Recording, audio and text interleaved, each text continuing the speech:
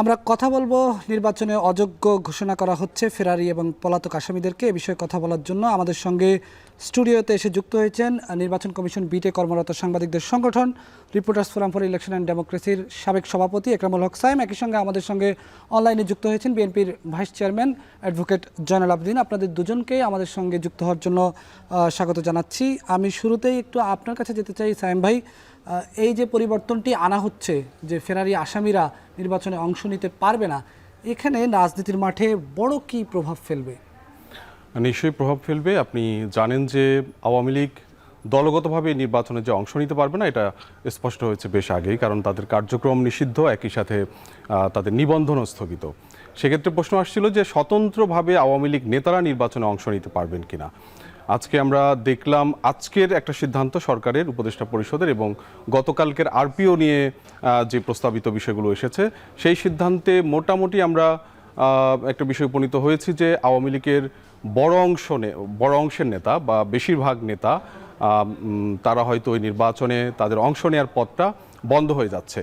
প্রথমত হচ্ছে ফেরারি আসামিরা যেহেতু নির্বাচনে অংশ নিতে পারবে না, যেটি নির্বাচন কমিশন তার আরপিওতে যুক্ত করেছে, এটি ভেটিংয়ের জন্য নির্বাচন মন্ত্রিপরিষদ সভায় পাঠানো হয়েছে, মন্ত্রিপরিষদে পাঠানো হয়েছে। তো সেখানে আসলে আগে সাজাপ্রাপ্ত হলেই কেবলমাত্র নির্বাচনে অংশ নিতে পারতো না। এটা একটা বড় একটা প্রক্রিয়ার মাধ্যমে সাজাপ্রাপ্ত হয়।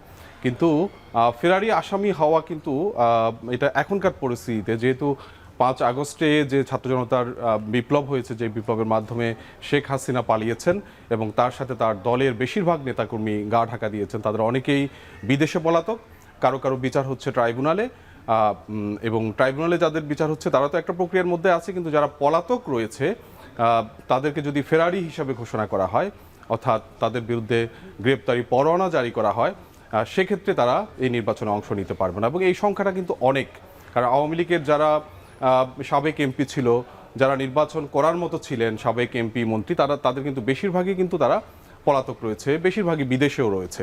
তো এই আইনের মাধ্যমে আরপিওর এই বিধান যদি চূড়ান্ত হয়, অর্থাৎ মন্ত্রিপরিষদেও সেটি চূড়ান্তভাবে অনুমোদন হয়, তাহলে কিন্তু এই বড় অংশের নেতারাই কিন্তু নির্বাচনে স্বতন্ত্র হয়েও অংশ নিতে পারবেন না। এবং একই সাথে যারা ট্রাইব্যুনালে বিচার প্রক্রিয়া আছেন, অর্থাৎ যারা গ্রেপ্তার হয়ে কারাগারেই রয়েছেন, তাদেরও যদি তাদের বিরুদ্ধে যদি অভিযোগ গঠন হয়, অভিযোগ দাখিল করা হয় ট্রাইব্যুনালে ওই হত্যা মামলায়, গণহত্যার বিচারে, তাহলে তারাও কিন্তু নির্বাচনে অংশ নিতে পারছে না, যেটি আজকে উপদেষ্টা পরিষদে কিন্তু সিদ্ধান্ত হয়েছে। তাতে এটি রাজনীতিতে আসলে বড় ধরনের প্রভাব পড়বে, যেখানে আওয়ামী লীগ নেতাদের বড় অংশ দলীয়ভাবে তো অংশ নিতে পারবেন না, তারা স্বতন্ত্র হয়েও নির্বাচনে অংশ নিতে পারছেন না। জি, ধন্যবাদ আপনাকে।